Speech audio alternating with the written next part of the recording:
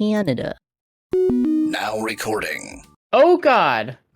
Oh no. All the work I put into preparing this. Welcome in, everyone. Welcome to another episode of Gamerviews, the show where hi. Today I'm joined by a fellow content creator, GoodAppleBoy. Say hello, GoodAppleBoy. Hello. Are you okay if I say Gabble from here on out? Sounds great. We are playing Stardew Valley today. Or I guess you're playing Stardew Valley, and I am looking on in awe. Am I allowed to cut the grass? Yes, you use your little scythe thing. Yeah! Nice. There's wheat! Oh no! I accidentally scythed a duck. I didn't mean it. Gilbert. Oh my god, Gilbert the Goose. I hope you're doing well. Yo, shout out in chat. Not chat, we're not streaming. If your name is Gilbert the Goose, make sure to like, favorite, and subscribe. Oh my gosh, we have so many animals. Yeah, they're a lot. There's a lot of them to say hi to. Do you have a name for every single one of them? I think so. A lot of them are randomly generated, but sometimes they're named on purpose. Like, we have a few streamers in here. Speaking of streamers, Gapple, could you go ahead and tell us more about yourself? Hey, you bet. I do some streamy bits with the title, as you said earlier, GoodAppleBoy. I do a lot of artwork, branching into that area as a streamer. That's something new, but otherwise play a lot of games in the past, kind of keeping it variety.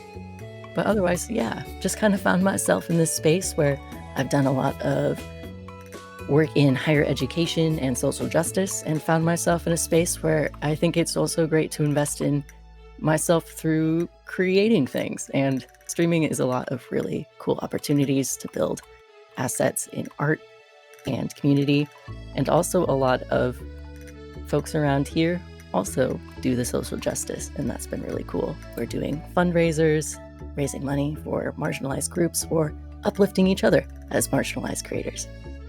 Hell yeah. I never have a good response for when someone gives a good answer. My brain is just like, just say hell yeah. The good answer has already been said. You have nothing to add, just... But yeah, that is a good answer. Thank you. And I'm glad to have you. Yeah, thank you for having me. Yeah. God, no, I can't just say heck yeah. I can't just say heck yeah to everything.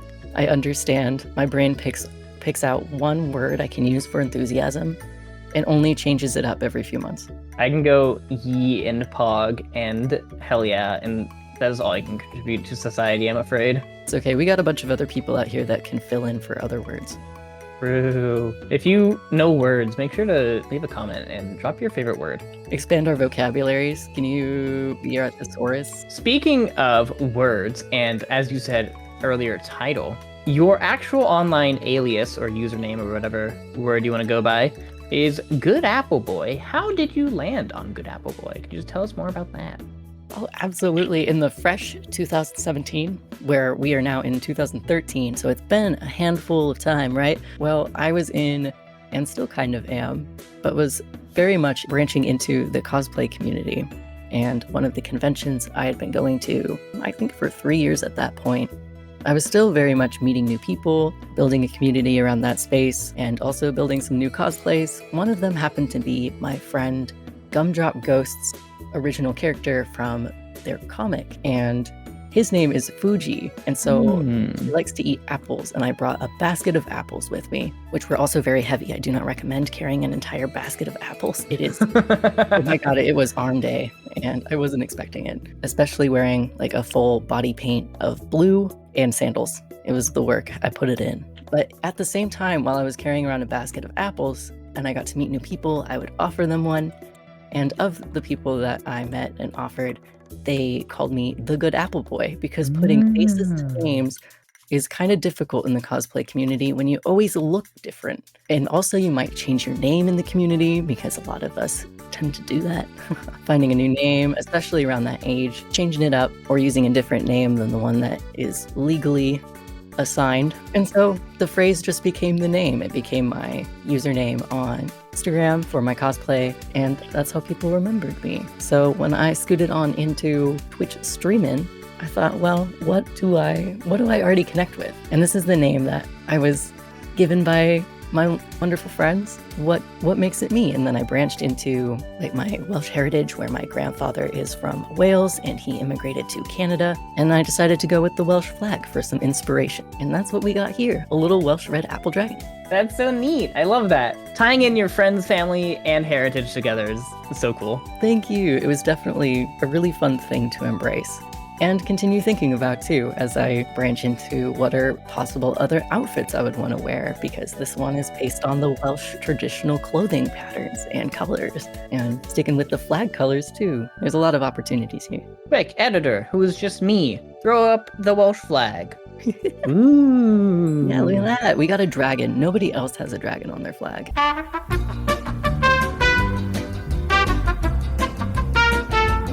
We would also traditionally sing hymns and songs to the trees so that there would be a good harvest.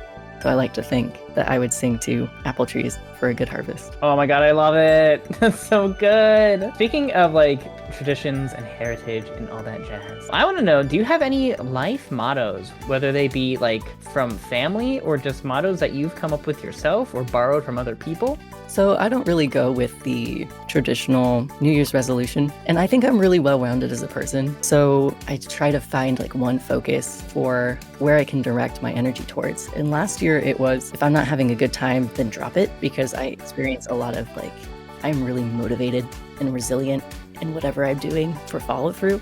So I've never really struggled with actually doing stuff, but trying to find focus around doing things that are worth it became really interesting to me. And so I think I did really well with that. And I wanted to expand on it this year. And this year, my idea and focus is surrounding myself with wonderful things, like having a high standard in what a healthy home, friendship, partnership, food, and nature around me is like. You know, and some things, you know, are beyond your control, but, you know, if I can make a house a healthy home, then I'll do it. And if there's wonderful people I can have in my life, then I'll have them around. If there's things that aren't wonderful, I don't want to bother with it. Not worth my time. Like, there's healthy challenges, and then there's challenges that just aren't worth it. Right. It's the difference between a friend who will push you to be a better version of yourself versus a friend who will just push you. Yeah. I like that. Oh my god, it's 2 a.m. I forgot to go to It bed. is 2 a.m. I thought you knew. Oh no! No! Oh no! Like, wow, look at these weeds. I can weed these weeds. I got a hoe proficiency. It's just like real life. Hey, nicely done. Also farming. Oh wow, yeah, no, it's probably because of the jam and stuff. You are so far ahead in Stardew Valley. In some ways. Some ways probably more than others, and so I want to know, what's your favorite thing about Stardew Valley? Ooh, my favorite thing about Stardew Valley is that it's really rewarding. I feel really rewarded by this game, and it does lend itself to instant gratification, which is why it can get tricky with the days are so quick, and you can just get all the things that you want to get and do it all over again. But I find that when you have a balanced experience with it, it is really rewarding because you get to see the differences. Like, you get to build the items on the farm. You get to literally reap the rewards like that day, or sometimes the next day, or watch your plants grow. So it's a very interactive game, and you don't have to do things that you don't want to do. Like, the plot is not driven by multiple facets of things. Like, maybe I just don't like mining, and I don't have to do it. I like literally don't have to do it. You can get all of the items in this game without actually needing to go do them. It can be a roundabout kind of tricky way where it might take longer to get an item, buying it from the witch, or finding it in a treasure chest while fishing, but it's possible. And that's something that's really nice, where you can do what you want with this game. You never have to go outside of something you don't enjoy. Like, I don't enjoy fighting in the mines, and I don't have to do that. The only reason why I've branched into doing it is because I have my last proficiency that I could tick the box on, but I don't have to do it. I could just collect all the things I enjoy, and also the supplementary little weird lore of the town is really silly and cute, where you just got a bunch of just really quirky townspeople, where sometimes it's unsettling but funny. And that's kind of fun to work with, where you get to see some instant gratification with whatever your actions are doing, and then learn some silly things along the way. about what the world building is like. You never have to, but I like it. I really, this is selfish, but I really like that answer because what I'm going to be doing after this interview is the script for a video that I'm working on, which is why players enjoy farming RPGs. Oh, I saw your poll. Yeah, that was for that video, and a lot of what you just said is what I'm going to be going over. In terms of proficiencies and, you know, main sort of gameplay systems, do you think that farming itself is the biggest draw for you? I've built a lot of my farm around being an artisan. So it's less of like the crops. The reason why we have a melon patch down there that you're seeing is so that I could get a big melon, like spawn a big melon in that patch because I think it's funny. Speaking of which, I just realized I've been picking these. Am I allowed to do that? Can I pick Yes. melons? Oh, that was great. I didn't even realize that was a thing in this game. This game is so big. Oh my gosh, it's expansive and incredible that you have so many creatives making mods for it, which is super fun. And as I was thinking about earlier today, people building in new experiences for familiar games is something really unique and opportunistic that I enjoy. Like, wow, look at that. You're turning it into something that it wasn't before, and now it's a new experience. Kind of like the mods for Among Us, or what they're building into Among Us, like hide and seek, making it something new when it's been familiar for so long. Yeah, and like, you know how big the team is on this game, right? It's not the biggest, but it's like one big dude. Oh, It's like one dude. yeah. You know, I know that he's expanded his team a little bit, but he really I want to give so much thanks to his partner, because I don't know if they're still together. I don't know much about it, but I know that during this game development, he was supported by his girlfriend, who went and worked like multiple jobs to make sure that he could go and develop this game. And it's really, you know, that's so tricky, because what if it didn't bring back what he was hoping? And oh my gosh, so gutsy. And I'm glad that she did it, so we could get a really good game, and also so that they could both get some money. That's the thing about creatives, is that they gotta have projects to work on, you know? Speaking of working on projects, Gabble, are you working on any projects right now? I've got a few steeping. Yeah.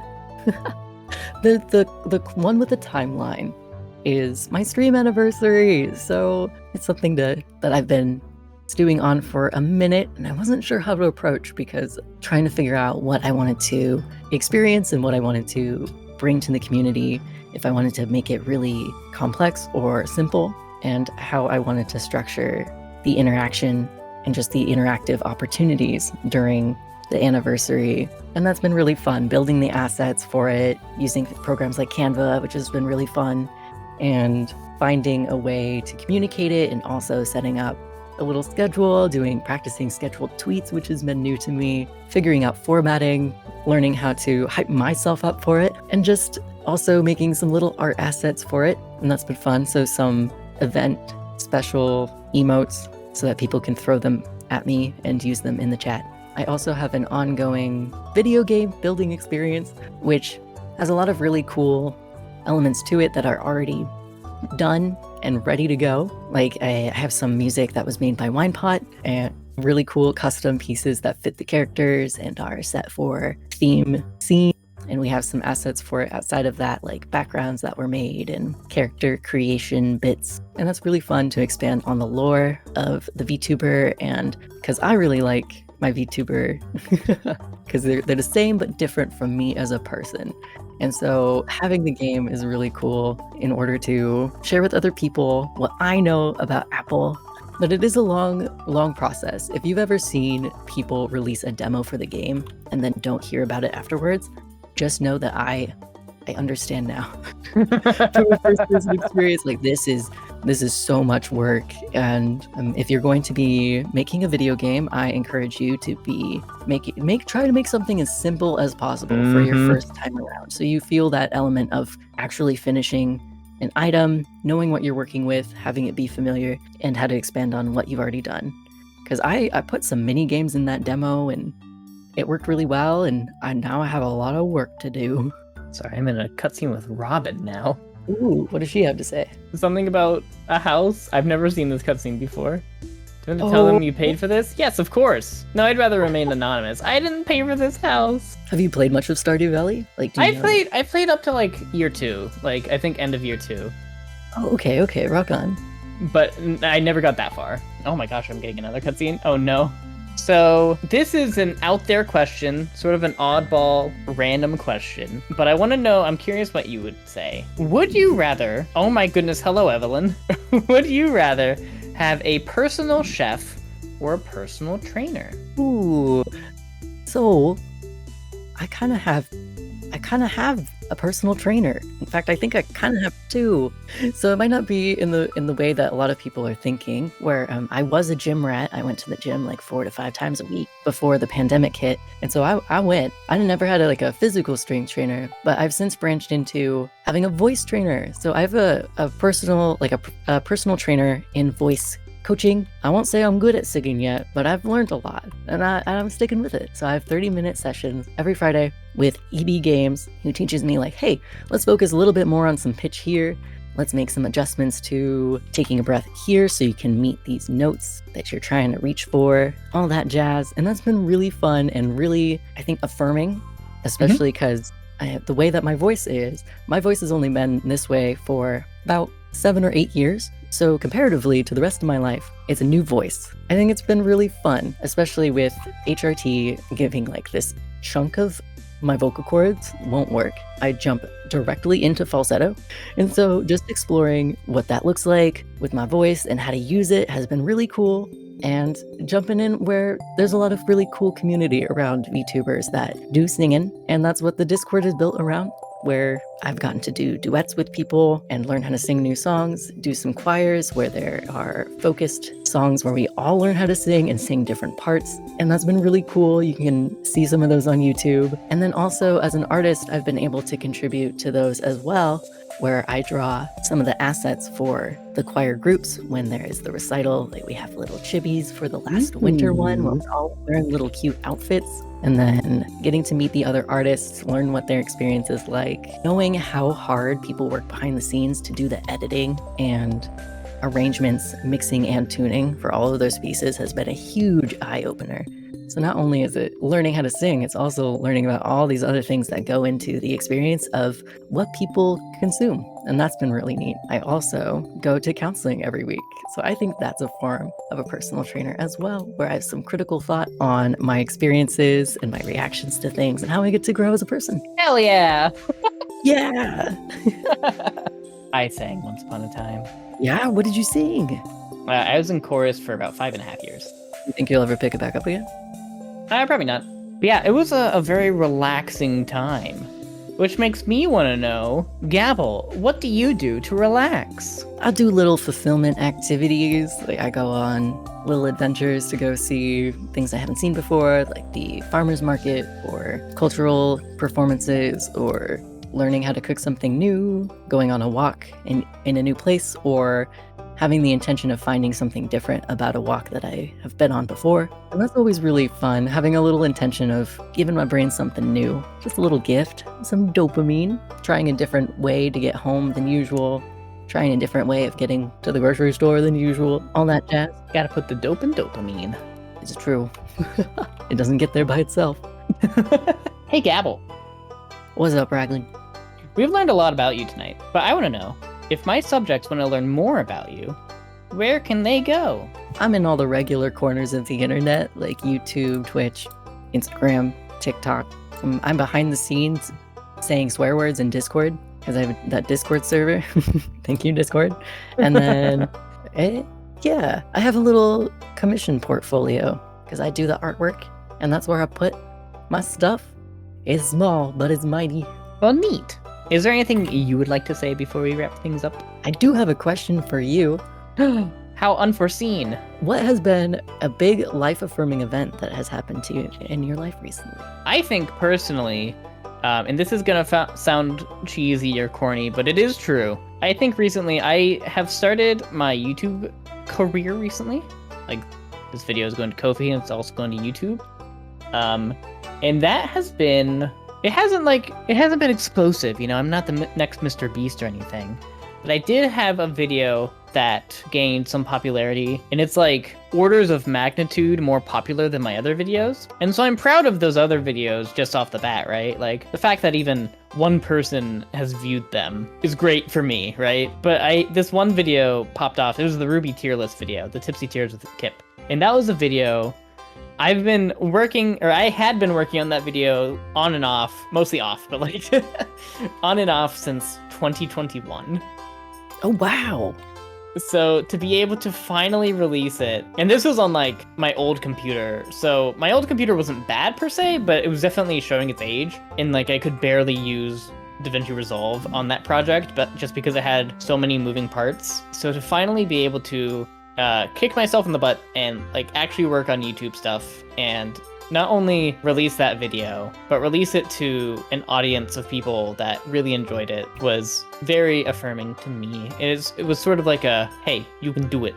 Like, just stick to it. Make improvements where you can. People do care what you have to say, even if it's silly. Keep it up, sort of deal. Absolutely. And with I consider the audience, like the Ruby audience, kind of niche. So it's really great that it made its way to their door. Hey, here you go, this is for you. And they said, oh, thank you. Oh my gosh, it's Clint. Hawkeye is at my door. Oh, you were also at my doorstep. Hello, I'm collecting my mail. Linus sent us a fish. Oh, all right. I guess that just about wraps things up. Do you have any final thoughts at all before we leave? Ooh, press that hit like subscribe button. And thanks for having me. This has been fun. It's cool to run around with you on a funny little farming RPG. True. If you want to know more about farming RPGs and why players like them, make sure to click this video right here. Okay, bye!